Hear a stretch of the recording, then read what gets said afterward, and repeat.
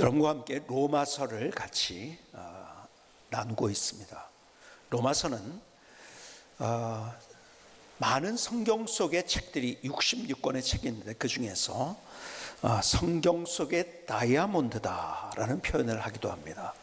왜냐하면 수많은 하나님의 사람들이 이 로마서를 통해서 많이 변화가 됐어요. 여러분이 아시는 어거스틴 같은 사람, 아우구스티누스 같은 이름이죠. 이제 이런 사람들도 로마서를 통해서, 마틴 루터도 로마서를 통해서 그의 인생과 삶이 변했고, 그리고 하나님 앞에서 귀하게 쓰임 받을 수 있는 그런 역사들을 경험했습니다. 근데 이 로마서를 우리가 보면서 자구 하나를 보지 않고 전체적으로, 통전적으로, 그래서 홀리스틱 로만스라고 제가 이제 여러분에게 표현을 드리는데, 통전적으로 전체 그림을 보면서 로마서를 이해하는 그런 로마서 강의를 하고 있습니다. 여러분, 지지난주죠. 정확하게 지난주에 우리 김지용 목사님 설교했고요.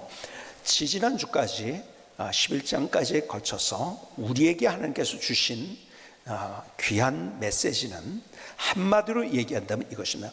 회복입니다. 회복. 무슨 회복인가? 우리는 죄로 말미암아 하나님과 갈라졌을 뿐만 아니라 원수가 됐어요. 관계가 끊어진 상태에 있었어요. 그래서 우리는 소망이 없었어요. 그런데 하나님께서 십자가를 통해서 우리에게 다시 하나님과의 관계가 회복될 수 있도록 하셨어요. 하나님과의 관계가 다시 회복된 것이 구원이라는 거예요. 그렇죠? 우리는 스스로 하나님과의 관계를 맺을 수 없었어요. 그런데 하나님께서 그 은혜를 주신 거죠. 우리를 먼저 사랑하셨어요. 그리고 우리에게 그 은혜를 주셨어요. 십자가를 통해서 하나님 앞에 갈 수 있는, 그래서 우리가 부르는 찬양, 보혈을 지나 하나님 품으로, 보혈을 지나 하나님 품으로. 여러분, 십자가를 통해서 하나님과의 관계가 회복된 거예요. 이제는 우리가 하나님의 자녀가 된 거예요. 하나님의 백성이 된 거예요. 영원한 생명을 소유한 거예요. 영생을 소유한 자가 된 거예요. 여러분, 11장까지는 하나님과의 관계가 회복된 것에 대한 회복의 이야기를 우리에게 주셨어요. 그렇다면 12장부터는 어떤 말씀을 우리에게 주고 있는가? 오늘 12장을 같이 여시면 1절에 이렇게 말씀하십니다. 그러므로 형제들아. 그러므로가 뭡니까? 앞에서 한 것이 뭐냐면 회복입니다. 이제 우리가 하나님과의 관계가 회복됐어요. 구원받았어요. 하나님이 그 은혜를 주셨어요. 그 사랑을 우리에게 주신 거예요. 그래서 우리가 이렇게 살아야 된다는 거예요.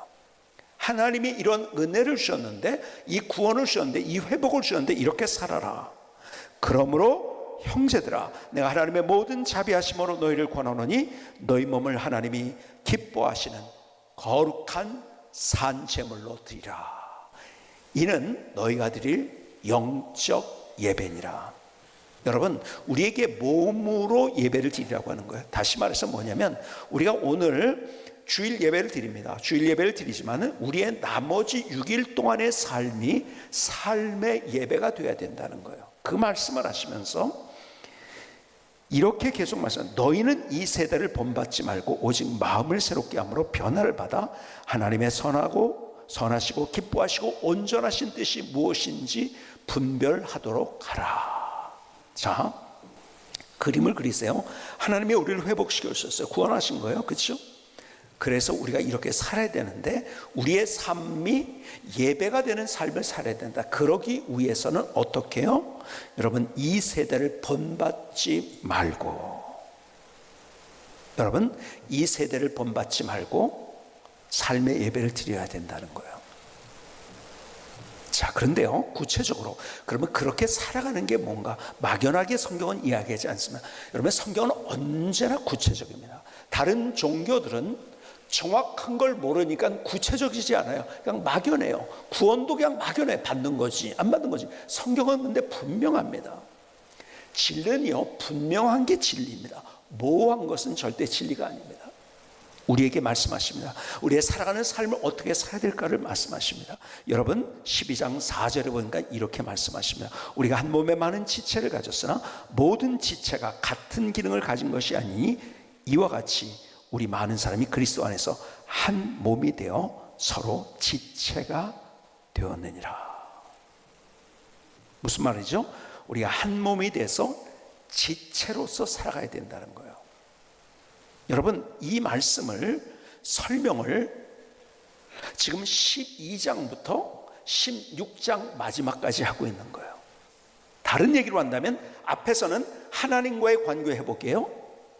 더 나가서 12장서부터 16장까지에서는 뭘 얘기하고 있는가? 전체적으로 우리의 사람들과의 관계 속에서의 회복을 이야기하고 있는 거예요. 이렇게 말씀하는 거예요. 하나님과 관계가 회복됐냐? 그러면 사람들과의 관계도 회복이 돼야 된다. 함께 살아야 된다. 여러분 가만히 보니까요, 저희 교회 와서 처음 예수 믿는 사람들이 변화가 빠르더라고요.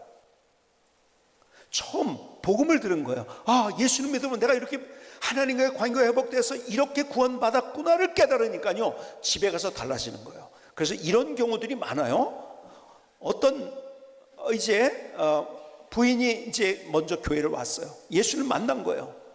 그러니까 지금 11장까지에 있는 복음을 이해를 하니까요, 12장부터의 삶이 달라지는 거예요. 12장에 나와 있는 것처럼. 그래서 달라지는 거예요. 남편한테 옛날에 그렇게 안 했는데 이상하게 달라진 거예요. 남편이 와서 우리 교회에서 또 예수를 믿었어요. 왜 예수를 믿게 된가? 아니 교회를 나가더니 달라졌다는 거예요. 옛날에 안 그랬는데. 그래서 나오게 되고. 근데 문제가 뭐냐면요, 우리가 소위 모태신앙이라고 얘기를 하죠. 그렇죠? 모태신앙일 때, 그래서 모태를 못해로 번역하는 분들이 많이 계시잖아요. 그렇죠? 아무것도 못해. 그러니까는 그냥 구원받은 게 그냥 계속 알고 왔으니까는 지금 사는 것도 그냥 그대로 똑같이 사는 거예요. 지금 여기에서 하나님께서 우리에게 주시는 말씀은 코페르니쿠스적인 그런 변화를 얘기하고 있는 거예요. 너 하나님과 관계가 이렇게 회복됐어? 그러면 사람과의 관계가 또 이렇게 회복되는 거예요. 이야기를 해주고 있는 거예요. 여러분 결국 회복입니다. 제가 계속 얘기하자면 개혁이 아니라 회복입니다. 여러분 우리가 그것이 회복돼야 돼요. 자, 다시 로마서 12장 4절로 5절을 볼까요? 우리가 한 몸에 많은 지체를 가졌으나 모든 지체가 같은 기능을 가진 것이 아니니 이와 같이 우리 많은 사람이 그리스도 안에서 한 몸이 되어 서로 지체가 되었네. 야, 우리 몸을 한번 보라는 거예요. 몸을 통해서 비유를 해주고 있는 거예요. 그림을 그리게 말씀하시는 거죠. 여러분, 우리 몸에는 다 다른 기능을 가진 것들이 있어요. 그렇죠? 손이 있어요, 발이 있어요, 위가 있어요, 심장이 있어요, 신장이 있어요. 다 달라요. 여러분, 그러나 다 똑같으면은요, 우리 몸이 이루어지지 않는 거예요. 다 다른 거예요. 근데 다른 게 하나가 됐기 때문에 제가 앞에서 이렇게 설교할 수 있는 거예요. 그렇죠? 여러분, 우리 몸이 유기적으로 하나가 되고 서로 지체가 되지 않는, 여기 지체가 되라고는 지체가 되지 않으면요, 우리 몸은 그냥 끝이에요. 죽음입니다. 그렇죠? 여러분, 제가 손을 자유롭게 움직입니다. 여러분이 펴 하면 제가 이렇게 필 수 있어요. 그렇죠? 주먹 쥐어요 그러면 주먹 쥘 수 있어요. 그렇죠? 왜 그럴까요? 그 이유는 다른 이유가 없어요. 제 몸에 붙어있기 때문에 그런 거예요. 그렇죠? 이게 떨어져 나가는 순간 제가 이게 딱 잘려가지고 떨어져서 이 앞에 있어요. 그렇죠? 그건 혐오스러운 거예요. 그렇죠? 그래서 거룩이라는 말이 제가 여러분에게 설명을 드린 적이 있죠. 있어야 될 자리에 있는 게 거룩인 거예요. 근데 있어야 될 자리는요, 함께 있는 거예요. 내가 이 몸에 붙어 있기 때문에 주먹 쥐고 피고 뭐 마음대로 할 수 있는 거예요. 여러분, 내가 몸에 붙어 있기 때문에, 지체가 됐기 때문에, 손이 지체가 됐기 때문에 손이 움직일 수 있는 거예요. 여러분, 지체가 되지 않는다고 하면, 떨어져 있다고 하면 그건 죽은 거예요. 여러분, 우리가 생각해야 돼요. 정말 하나님이 우리를 그렇게 구원하시고 회복시켜 주셨다면 우리의 관계가 회복돼야 된다. 그런데 그것이 한 몸으로, 다른 얘기로 한다면 공동체로서의 삶을 살 줄 알아야 된다는 거예요. 여러분 보세요. 11장에서 마지막에 여러분에게 나눈 얘기가 하나님이 어떤 분인가? 왕이신 하나님, 그분의 통치와 타신을 받아야 된다고 했어요. 여러분, 왕이신 하나님, 우리는 하나님의 나라의 백성이 된 거예요. 여러분, 나라라는 것은 백성이 있는 거예요. 우리는 하나님 안에서의 백성 공동체가 된 거예요. 하나님의 나라는 개인이 절대 아닙니다. 여러분, 공동체예요. 함께 하는 거예요. 여러분, 성경은 우리에게 중요한 거를, 여러분이 다른 이야기들을 다 뒤로 하고 구원받았어요. 그리고 너희들이 이 세대를 본받지 말고 하나님의 선하시고 기뻐하시고 온전하신 뜻이 무엇인지 분별해서 너희 몸을 통해서, 삶을 통해서 예배자가 되어야 된다는 거예요. 그렇죠? 그런데 그 방법, 우리가 주일 예배뿐만 아니라 우리의 삶이 예배가 되는데 그 방법의 가장 중요한 것은 한마디로 굵게 우리에게 주시는 하나님의 말씀, 너희들은 공동체로서 함께 해야 된다는 거예요. 떨어져 나가는 순간에는 우리는 거기서 끝인 거예요. 몸을 비유를 하면서 우리에게 말씀해 준 거죠. 자, 근데 문제는 뭐냐? 이 세대를 본받지 말라고 했죠. 근데 이 세대는 여러분 자꾸 따로 떨어져 나가게 만드는 시대가 됐어요. 그렇죠? 참, 이 시대가 얼마나 발전하는 게 뭐에 초점을 맞추냐면 편리성. 그래서 내가 남과 같이 관계 안 하고 혼자서 잘할 수 있게 만드는 것이 발전되고 있는 거예요. 그렇죠? 그러니까 옛날에는 먹는 것을, 여러분 혼자 먹는 게 어디 있어요? 같이 먹는 거죠. 그래서 식구라고 얘기한 거죠. 같이 먹는 거예요. 그게 식구예요. 근데요, 뭐요? 지금 발전되고 그리고 점점 좋아지는 게 뭐냐면 혼자서 먹을 수 있게 만든 거예요. 야, 그래서 어디입니까? 식당에서 혼밥 이런 것뿐만이 아니라 집에서 얼마든지. 그래서 요즘 젊은이들의 트렌드가 뭔지 아세요? 결혼해서 트렌드가 뭐냐면 밥솥을 안 사는 게 트렌드인 거 아십니까? 그게 트렌드예요. 왜요? 밥 살 필요가 없어요. 그냥 혼자 그냥 직장에서 밥 먹고 그래서 얼마든지 혼자 사 먹을 수 있고 같이 이제 부부가 만났어도요, 주말에는 만나가지고 밥 먹으려면요, 집에서 밥 먹으려면 햇밥 먹으면 되는 거예요. 그렇죠? 근데 어저께도 어떤 분이 그 얘기를 하더라고요. 그 말씀 하시더라고요. 다 그렇게 되고 있다. 근데 이게 다 그러고 있어요. 그래서 다들 부모 입장에서 느끼는 감정이 뭔가, 아하, 우리 집에, 자기네 집에 와서 밥 안 해줄 테니까 오지 마라 그러는구나. 다들 그런 감정을 가지고 계세요. 왜요? 밥솥은 함께 먹으려고 쓸 수 있는 거잖아요. 혼자 먹는 사람이 그렇게 안 합니다. 햇밥 먹지, 그렇죠? 여러분, 혼자 먹는 것, 이것이 트렌드가 돼버렸어요. 그렇죠? 노는 것도 혼자 놀아요. 여러분, 옛날엔 같이 노는 거예요. 제가 어렸을 때를 추억하면 옛날에 여러분 그런 거 많이 경험했을 거예요. 이 시골에서 살 때 이 동네끼리 싸움을 많이 했어요. 쥐불놀이라고 하죠. 이런 거 하면서도 싸움을 하고요. 지나가면은 막 그냥 시비 걸고, 우리 동네 사람 아닐 때 막 시비 걸고 하고 막 그래서 싸움이 일어나고. 그래서 제가 어렸을 때 이해가 안 됐어요. 뭐 저렇게 동네끼리 저렇게 싸울까? 근데 보니까요, 그게 훨씬 더 인간적인 것이었더라고요. 왜 그런지 아세요? 여러분, 그때는 함께 하려는 의식이기 때문에 자기 공동체를 생각하다 보니까 같이 그런 일들이 일어났던 거예요. 근데요, 노는 것도 이제 혼자예요. 컴퓨터를 가지고 노니까요, 혼자서 얼마든지 아무도 안 만나고 인격적인 만남이 없는 채로 그냥 혼자 놀 수 있어요. 일하는 것도 그거예요.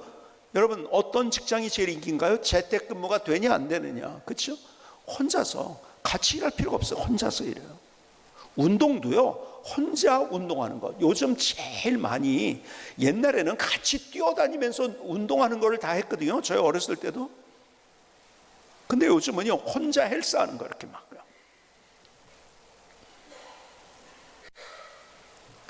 여러분, 혼자 하는 것에 사람들이 매몰되어 가고, 그리고 혼자 하는 것이 답이라고 생각되는 그런 시대 가운데 살아가고 있어요. 배우는 것도 그래요. 이제는 선생님 필요 없어요. 왜요? 인공지능이 다 해주니까요. 뭐 옛날 뭐 네이버에 검색하면 된다고, 네이버 정도가 아니죠. 이제는 챗 GPT 같은 것이 나와가지고요, 딱 넣으면은요 뭐 이렇게 해가지고 논문 하나 이렇게 써주면 논문이 나오니까요. 그냥. 그러니까요, 우리 교수님 계신데 교수님보다 이 챗 GPT가 훨씬 더 똑똑해.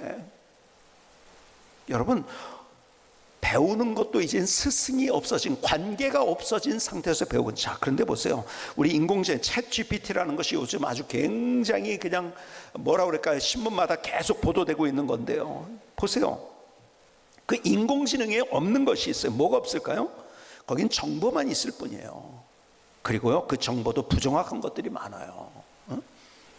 근데 거기에 뭐가 없는지 아세요? 챗 GPT는 정보는 있지만은 실제적 경험이 없어요. 그러니까 실존이라는 것이 없는 거죠. 여러분, 챗 GPT는 그렇습니다. 그러니까 공감이 있을 수가 없어요. 그러니까 누군가 나와 똑같은 경험하는 사람이 그걸 공감해 주는데 뭐 이렇게 해가지고 위로 한마디 건네줘, 그건 위로가 안 되죠. 왜? 공감은 안 되니까. 공감이 없는 거예요. 거기에는 윤리가 없습니다. 도덕도 없어요. 이런 챗 GPT에는 미래도 없습니다. 예를 들어서 이런 거죠. 챗 GPT에서는요, 마틴 루터 킹, 이분이 미국의 침례교 목사님이신데요, I have a dream. 저는 그 연설을 아주 오래된, 아주 뭐 옛날 그 촬영한 거니까는 뭐 화질도 안 좋았죠. 그 연설을 듣는데 왈칵 눈물이 나더라고요. 얼마나 기가 막힌 연설. 나는 꿈이 있다는 거죠. 어떤 꿈이 있느냐? 지금 흑인과 백인들 사이에 갈등이 있고 문제가 있고, 그래서 따로 살고, 그리고 화장실도 호텔도 식당도 다 따로 살고, 차를 타면서 흑인 타는 거 백인 타는 거 따로 있고, 이런 상태에 있는데, 그런데 우리의 자녀들은 같이 그들과 한 밥상에서 밥을 먹고, 그리고 서로 원수된 사람들이 하나 되어서 함께하는 그러한 꿈을 꾸고 있다는 그러한 이 연설을 하는데요, 너무 기가 막힌 연설이에요. 그런데요, 챗 GPT는 과거에 관한 것은 얘기할 수 없지만은, 얘기할 수 있지만은 그런 미래를 얘기할 수는 없습니다. 챗 GPT가 생기면서 이제는 많은 직업이 사라질 거라고 얘기를 해요. 그런데 지난주에 그런 세미나가 또 있었는데요, 그 기자 한 분이 그러더라고요. 챗 GPT가 이제 만들어지면 이제 기사를 뭐 챗 GPT가 다 쓰면 되니까요. 그래서 기자는 어떻게 될까 연구를 해봤더니요, 기자는 챗 GPT가 있어도 절대로 없어지지 않는다고 그러더라고요. 산불이 났어요. 산불이 났는데 과거에 그게 없으니까요, 챗 GPT는 산불이 어떻게 나서 모른다는 거죠. 누군가 기자가 거기에 넣어주지 않으면 안 된다는 거죠. 그래서 기자는 끝까지 있을 것 같다, 그 얘기를 하더라고요. 이런 미래를 얘기하지 못합니다. 현재 새롭게 일어난 일을 묘사하지 못합니다. 그렇죠? 여러분, 인격이 없어요. 그러니까 거기는 가장 중요한 사랑이 없죠.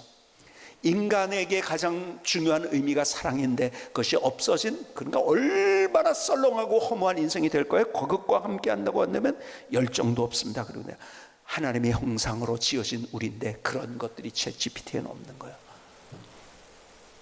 도구는 될 수 있지만은 여러분, 그것이 우리의 관계와 우리의 함께하는 것들을 무너뜨리는 것이 될 수 없다는 거예요.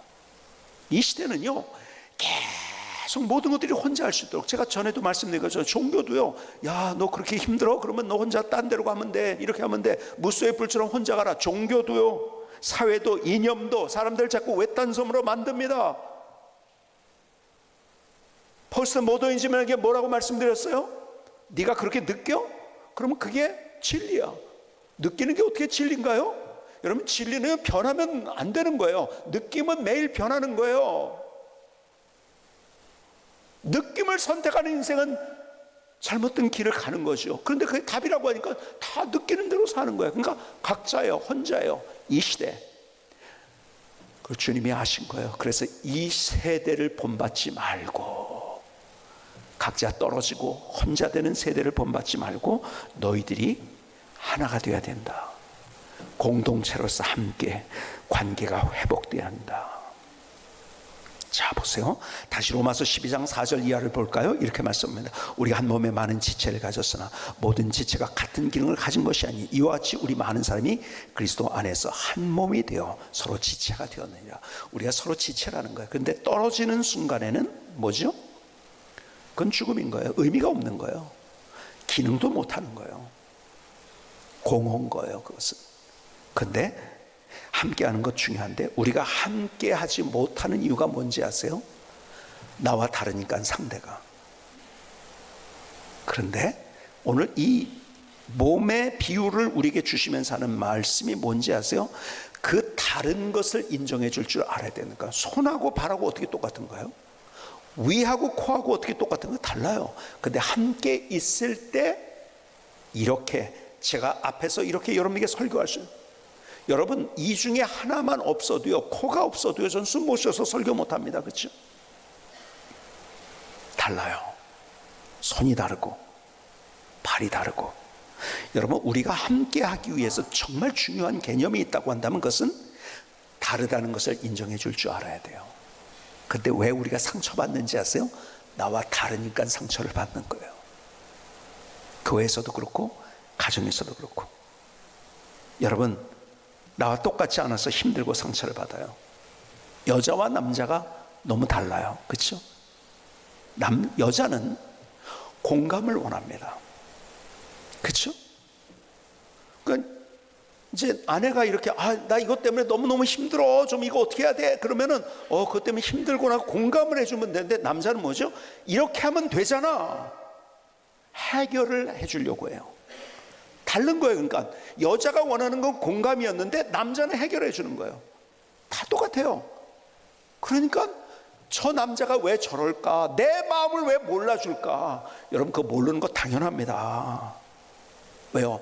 남자가 그런 사람이야. 그런 존재야. 남자 입장에서는 그러니까요, 뭐 이렇게 하면 되지 그걸 알아달라고 왜 자꾸 그래? 아니요, 여자가 그런 거예요. 근데요 이게 죽을 때까지 부딪히는 거예요. 상대가 다르다는 것이 인정이 안 되면요 죽을 때까지 부딪히는 거예요. 여러분 앞에 보면은 그 카드가 있어요. 거기 적으시면 돼요. 여러분 꼭 등록하시면, 소그룹에 안 들어가신 분들 꼭 소그룹에 들어가시기 바랍니다. 군중 속에 어떤 혼자가 된다면요 그거는요 같이 있지만 따로 있는 거예요. 절대로 아닙니다. 함께 하는 거예요. 근데 앞서 말씀드린 것처럼 왜 우리가 그렇게 함께 하지 못하는가? 왜? 상처받았기 때문에? 아니에요. 그렇기 때문에 우리가 더 같이 내가 어떻게 좋은 관계를 만들 수 있을까를 기도하면서 함께 할 때 하나님께서 우리의 삶, 혼자 사는 인생, 지금 보세요. 혼자 사는 이 시대는 어떤 시대입니까? 더 사람들이 우울해집니다. 더 외로워지고 있어요. 더 사람들이 자살하고 있어요. 인생의 의미와 가치를 모른 채 살아가고 있어요. 답답하게 살고 있어요. 여러분 예수 믿은 사람들, 하나님이 우리를 그렇게 회복시켜 주셨는데 우리 관계가 회복되어서 공동체 속에서 하나 돼야 된다고 말씀하십니다. 따로가 아닌 서로.